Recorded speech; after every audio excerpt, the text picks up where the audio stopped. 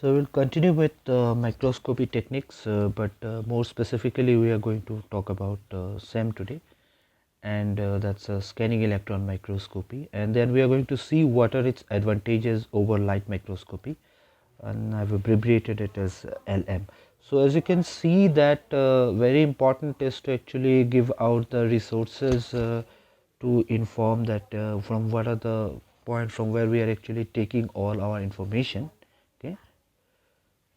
So the Wikipedia has always been a good source for getting any kind of information. I think all of us are addicted to this. Okay, in fact, my lecture has a lot of info from Wikipedia.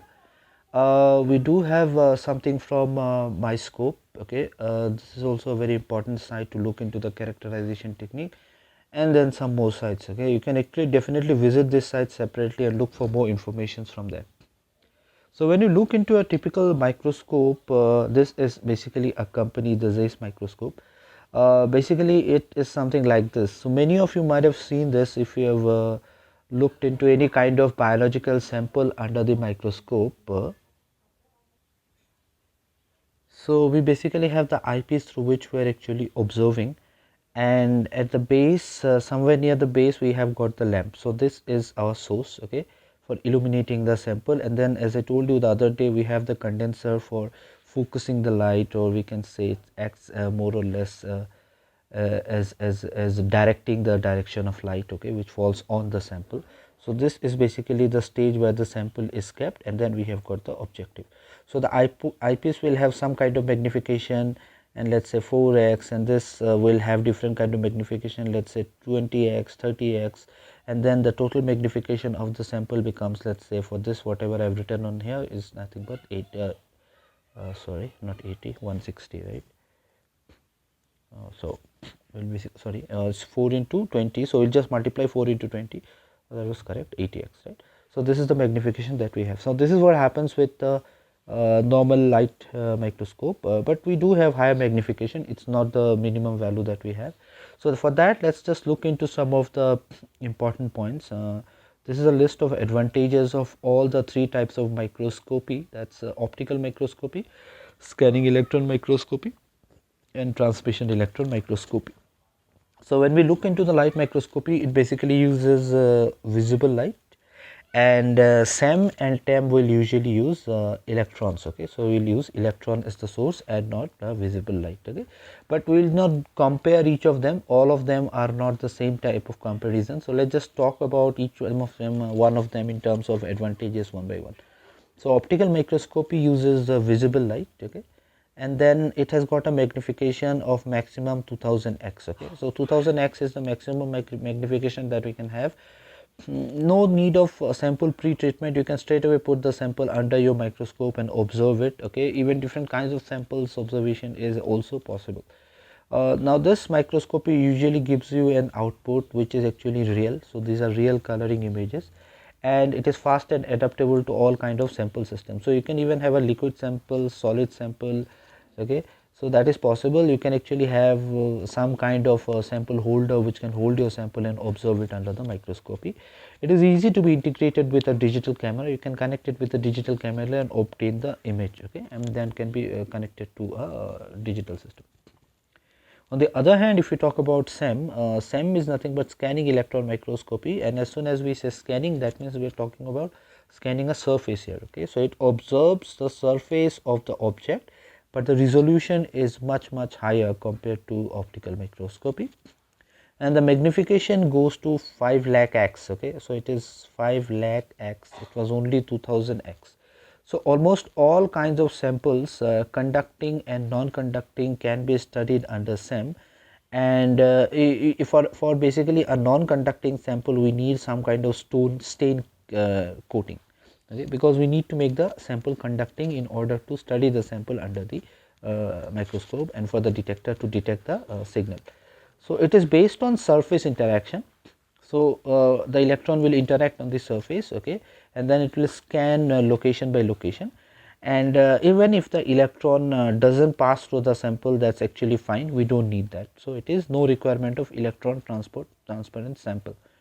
The imaging is possible in all directions through X, Y and Z because we have the sample stage, such that it can rotate in all three directions and we can study it. Okay.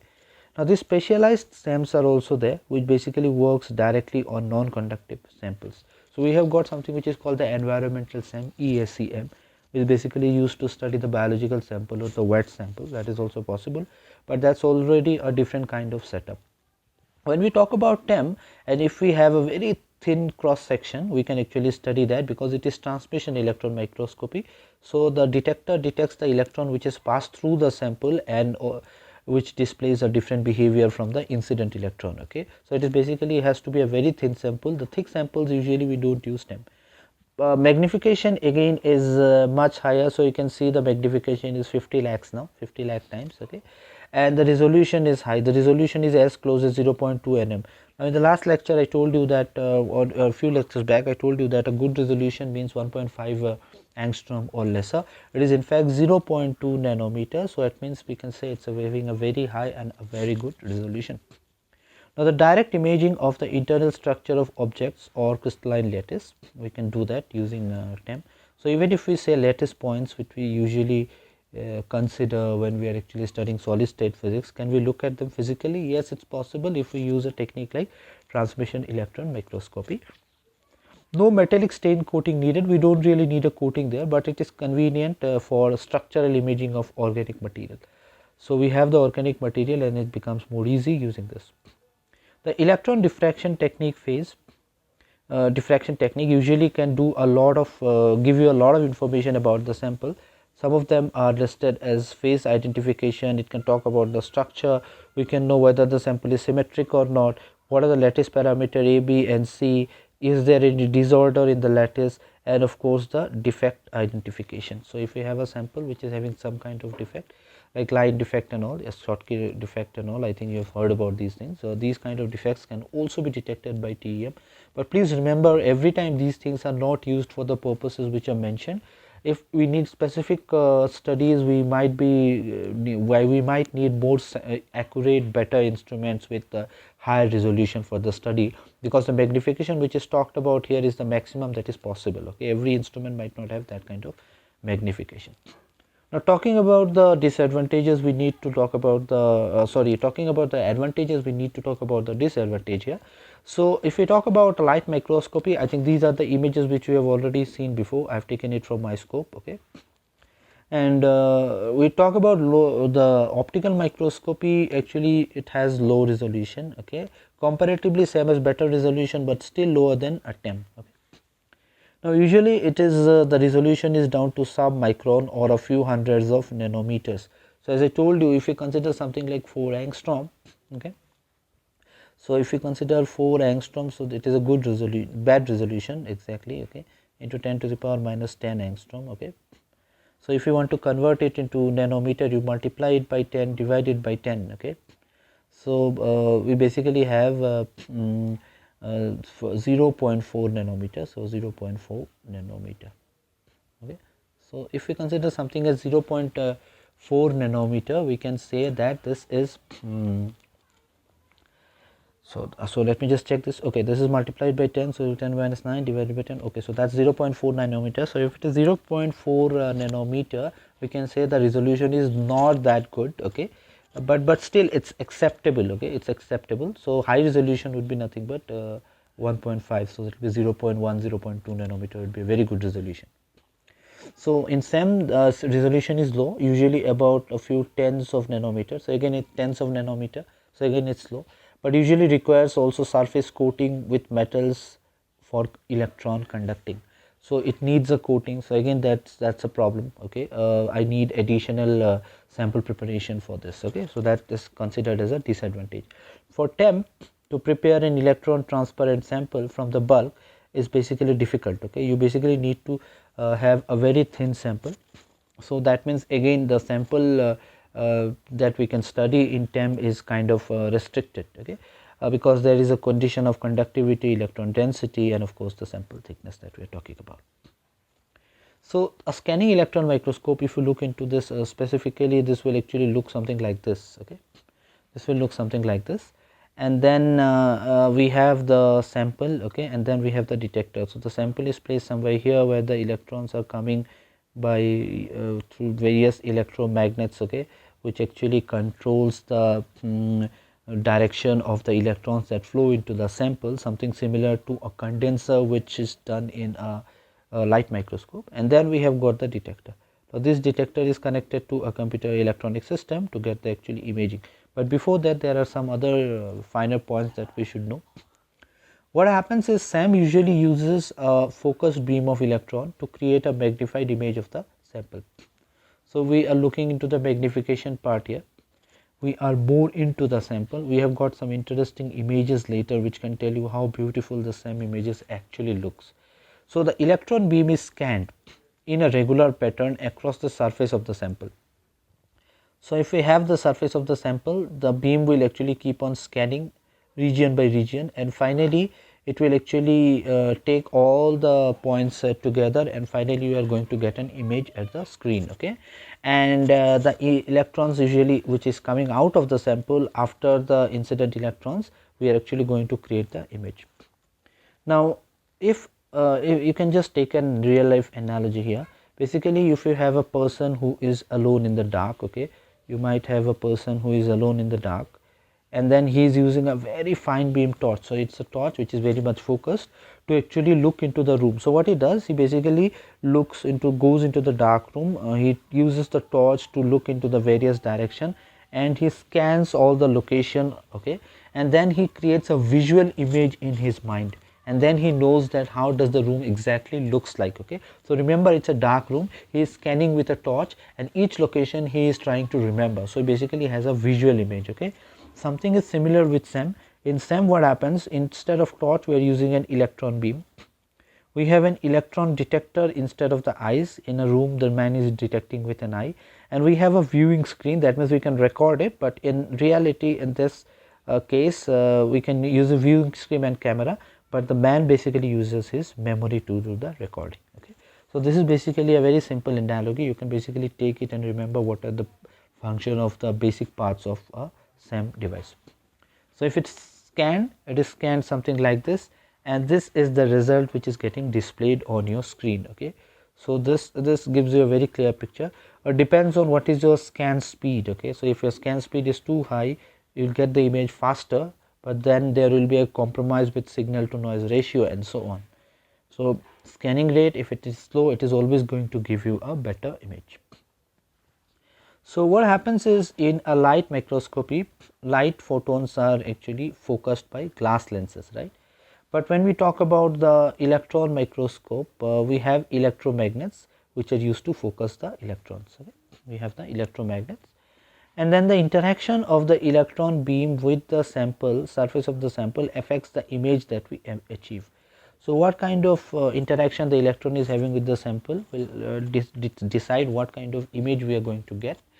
Because see, sometimes if we do the scanning speed too high, what happens is the electrons are not able to interact with that part of the sample at a very doesn't have enough time to actually interact with that part of the sample. As a result, the resolution drops, okay. We don't want that. So depending on that, we are actually going to achieve an optimum state, okay. So this is an image, okay, which you can see, okay, and this is basically taken by a SEM instrument. So you can see even the hairlines can be observed, and they can be very much distinguished clearly, okay. So if you are not able to see something in the micro space or the nano space with your naked eye, you can basically use an instrument like SEM to actually look into it, okay. So it can obviously magnify an image 10 times up to 3 lakh times, and previously I mentioned 5 lakh times. Well, it depends on the instrument. The best might be 5 lakh, but in general we can have it up to 3 lakh times. So we do have a scale bar. Whenever you are actually getting a SEM image, there is a scale bar. So this is your scale bar exactly, okay, and this says that this much distance is actually nothing but 500 micrometer. So you might be thinking that how do we measure it on screen using a software, okay. So there is basically a software which is called ImageJ, which you can use to actually find out what is the scale bar, or measure the scale bar, or actually put the scale bar into the screen, okay. But this is the scale bar actually comes out with the default with the machine, okay, which you are using, okay. So this is the scale bar. So that means this much distance is 500 micrometer, okay, but this is not exactly 500 micrometer in the real scale. This is the scale bar which you actually see in the enlarged image. So this is a part of magnification that it can talk about. Okay, so in reality, if you cannot see my 500 micrometer scale on a SEM instrument which is, let's say, focused up to 3 lakh times, okay, or magnified up to 3 lakh times, this much distance will actually correspond to 500 micrometer. So SEM images usually have no color, as we told before that light microscopy will give you real colored images, but SEM images doesn't have a real color, and it actually looks 3D. You can see it looks 3D because of the depth of the field. So depth of the field, so it means that if you are taking up a camera and then macroscopic image, if you want to take, okay, nowadays there are a lot of cameras with lot of mobile phones with depth camera in it. Let's say a 2 megapixel depth camera will be provided with it. Okay, so what happens is you are going to use 2 different cameras to get an image which will look more 3D, okay, in nature, but in general they are 2D. Okay, so it basically looks 3D due to the depth of the field.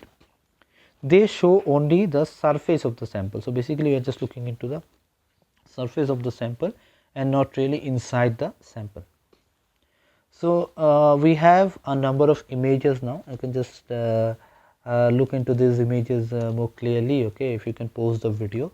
But this is basically an image of a silicon wafer. You know a silicon wafer, right? We can use it for making solar panels and all. And these things that you can see is is nothing but copper tracks. Okay, these are all copper tracks and particles on the surface. Okay, so this is what is the use in material science. You can study the surface property. You can look into it whether there is any kind of damage or breakage and all. Okay, these things can be seen by SEM. When we look into biological science, we can look into the image of a tick. So you can look into the image of a tick, and then you can see here that this is the scale that is being used. So that means we are actually zooming into the system, and then this is application in biological science. In geology, however, we can actually study the mineral sample. Okay, so if you are getting some kind of mineral from the earth's crust, you can basically look into it, and then this particular image, the bright areas actually indicates the presence of high atomic number elements. So if you have got high atomic number elements, there is more possibility that more number of signals will be generated, more number of electrons will be generated from the sample. Okay, and that actually can be detected. Okay, and then the dark areas usually indicate the presence of low atomic number elements. So it's quite obvious, if you have got more and more electrons jumping out of the sample, you are going to get more and more signal from there, and that is basically nothing but bright in nature, and the dark areas will be nothing but low atomic number elements. In medical science, we can look into the structure of the cells. Okay, that is possible. This actually looks like a cell. This is actually the image of a cell. Okay, so this can be looked upon using a SEM in medical science. In forensic science, for different kinds of crime investigation, we can actually look into the human hair, and then we can actually differentiate it from nylon fiber. Okay, and then that can be actually help be a big help in case of criminal investigation. So that is possible. So what's better in scanning electron microscopy compared to the light microscopy? Well, there are three important points to be considered. First is the resolution at high magnification. So as you go into higher magnification in case of light microscopy, the resolution best possible is 200 nanometer. Okay, which is something which I don't want. Okay, the lower resolution, the lower the value of this, okay, the better the resolution. Okay, so when we consider a typical SEM, it has got a resolution of 10 nanometer. Okay, so when we look into the next point, which is the depth of the field. So what do you mean by depth of the field? This is the height of the specimen that appears in the focus of an image SEM. So if you have got a SEM image, you will basically see it is more 3D. Okay, and then the depth of the field is 300 times compared to that of a light microscopy. And the third part is micro analysis. So you cannot see anything which is micro or nano in nature with your naked eye, but we can look into it using a SEM. So the analysis of the sample composition, including formation about the chemical composition, as well as whether it is crystallographic or not, or we can also look into some magnetic and the electrical characteristics using the scanning electron microscopy. So that is possible. Okay, so if we just do a basic comparison, you can see that this is the head of a bee which is under this light microscopy on this side. Okay, and then it is under SEM on this side. So if you look into the SEM image, you can see that the SEM image will actually have the hairs which can be differentiated very clearly, but if you look into the light microscopy, you cannot really differentiate the strands of the hair. Okay, so that's all for today. See you in the next class.